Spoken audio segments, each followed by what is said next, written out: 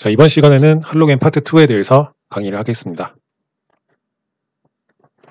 자, 파트 2에 들어가기 앞서서 SN과 E1, E2의 반응의 차이를 잠시 알려드리자면, 자, SN 반응 같은 경우는 그 구획제가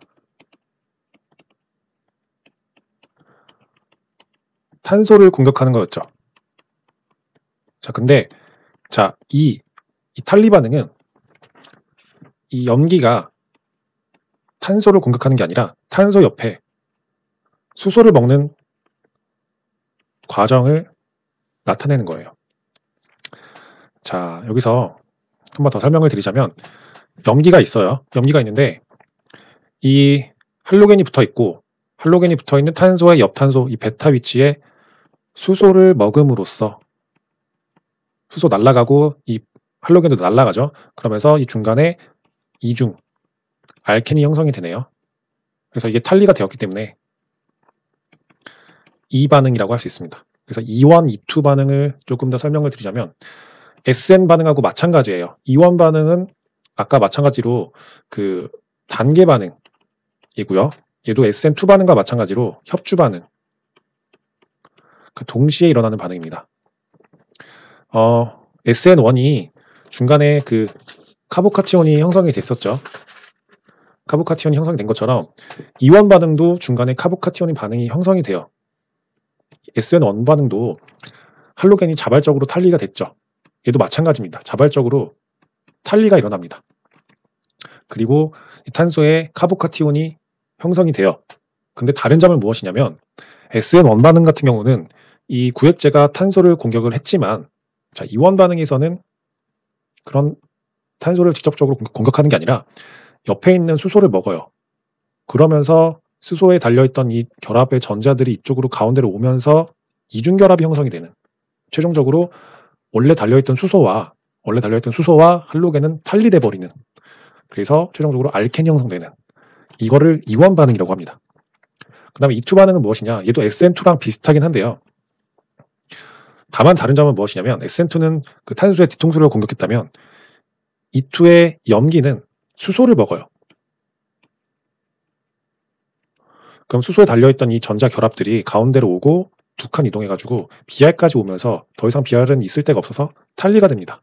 그러면 가운데 이중결합이 형성이 되고, 이 H는 수소, 그 염기가 먹죠. 그래서 떨어져 나가고 Br도 떨어져 나가죠. 그래서 최종적으로 H하고 Br이 다 떨어져 탈리가 돼서 없어지고 가운데는 이중결합이 형성되는 거.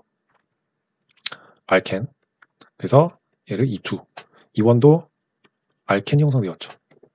그래서 알켄이 형성되면서 떨어져 나가는 거. 이거를 E 엘리미네이션 반응이라고 합니다.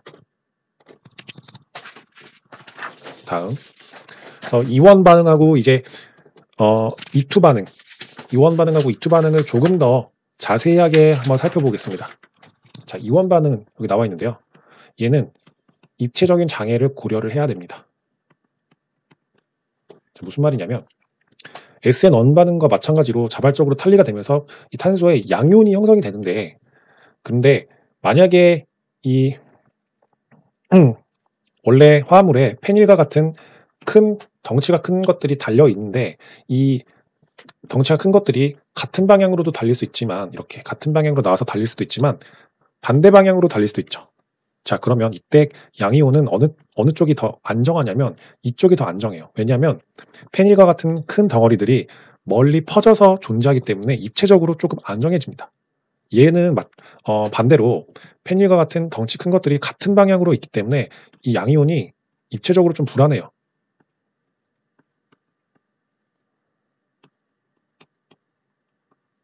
입체적으로 좀 장애를 받는 겁니다. 그래서 이쪽으로는 별로 생성이 되지 않고, 얘처럼 페닐과 같은 덩치 큰 것들이 넓게 퍼져 있는 것이 입체적인 장애를 덜 받으니까 이쪽이 더 많이 생성이 됩니다. 그래서 E1 같은 경우는 입체 장애를 고려를 해야 된다는 점 알아두시기 바랍니다. 그다음에 E2 반응은 대각선 평면에 대각선 반대 방향에 탈리기가 위치해 있어야 됩니다. 자, 무슨 말이냐면, 이렇게 염기가 수소 먹고 떨어져 나가고 반대편에 있는 브롬도 떨어져 나가죠. 근데 이 H와 Br이 같은 평면상에서 대각선의 위치에 있어야 된다는 거예요. 그래서 그렇게 있어야 탈리가 된다는 겁니다. 자, 이거를 여기도 써 있지만 안티페리플래너라고 합니다. 안티페리플래너. 이렇게 수소랑 BR 서로 떨어져 나가는 것들이 안티페리플래너 위치에 있을 때 E2 반응이 일어난다는 겁니다. 그래서 최종적으로 이렇게 알켄이 형성이 되죠. 그래서 E1하고 E2 차이점 알아두시고요.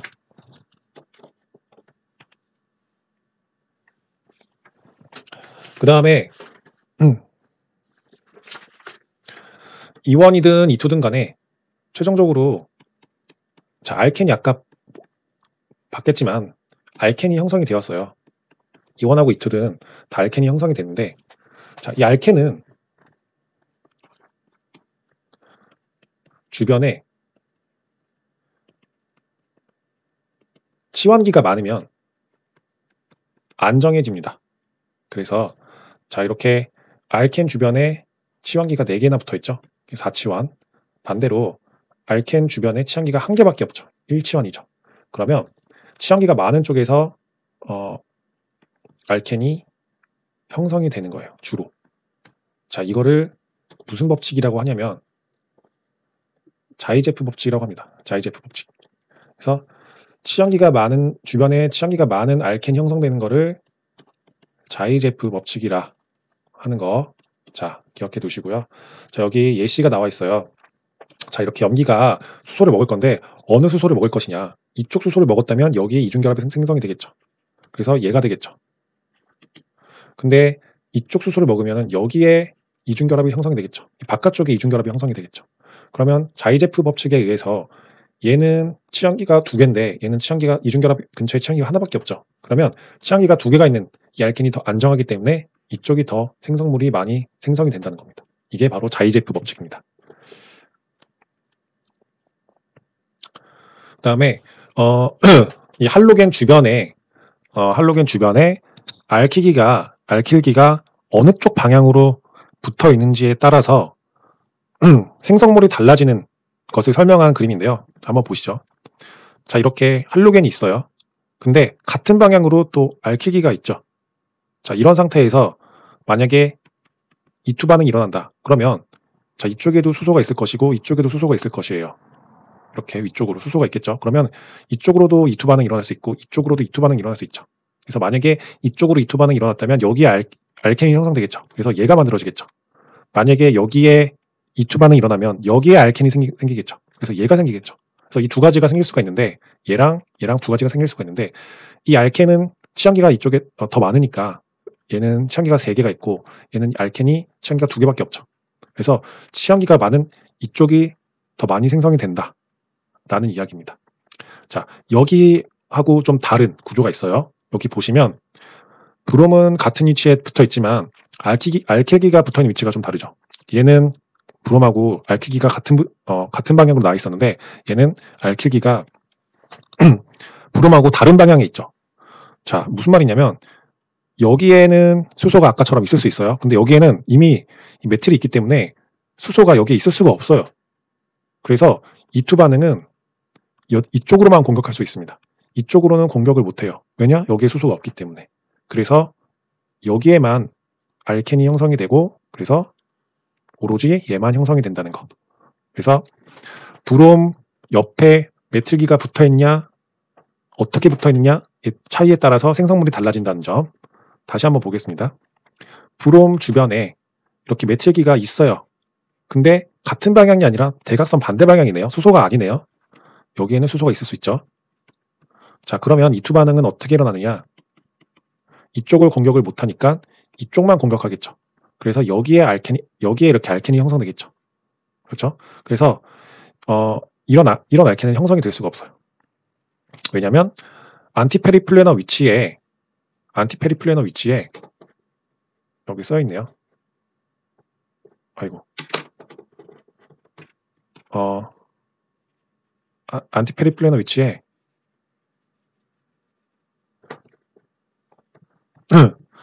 비아라고 안티페리플래너 위치에 수소가 있어야 되는데 메틸기가 있는 바람에 E2 반응이 일어날 수 없기 때문에 그래서 어쩔 수 없이 이쪽에서 E2 반응이 일어나서 알켄이 이쪽에 생긴다는 점 중요하니까 자, 알아두시면 되겠습니다. 다음. 자, 여기 넘어가기 전에 자, 보시면 이 E2 반응을 잘 보시면 이게 다 E2 반응이죠. 다 E2 반응인데 잘 보시면 BR이라든지 H라든지 다 탈리기라고 하는데 이 탈리된 이 위치가 보면은 다 엑시얼 위치예요. 엑시얼. 수직으로 나와 있는 방향을 엑시얼이라고 하는데 다 탈리기가 엑시얼 위치에 있죠. 그래서 엑시얼 위치에 있어야 안티페리플래너를 형성할 수 있죠. 이렇게 대각선으로 봤을 때 평면의 대각선 반대 방향에 메틸기랑 BR이 있죠. 그런데 여기서 보시면 이 BR하고 이 메틸기는 전혀 엑시얼이 아니죠. 엑시얼이 아니라 이쿼토리얼 위치입니다. 그래서 안티페리플래너를 형성하지 않아요. 자, 그 말은 무엇이냐면 E2 반응을 할 수 없다는 얘기입니다. 자, 다시 정리하자면 E2 반응에서는 탈리기들이 엑시얼 위치에 있어야 한다라는 의미예요. 엑시얼 위치에 있어야 안티페리플래너를 형성할 수 있고 안티페리플래너가 위치에 있어야 탈리할 수 있으니까 E2 반응을 할 수 있다라는 이야기입니다. 자, E2 반응에서 자, 염기의 입체, 장애 또는 크기와 관련된 이야기입니다. 자, 위에 있는 이것은 소듐 메톡사이드. 자, 요거 아래에 있는 요거는 칼륨 T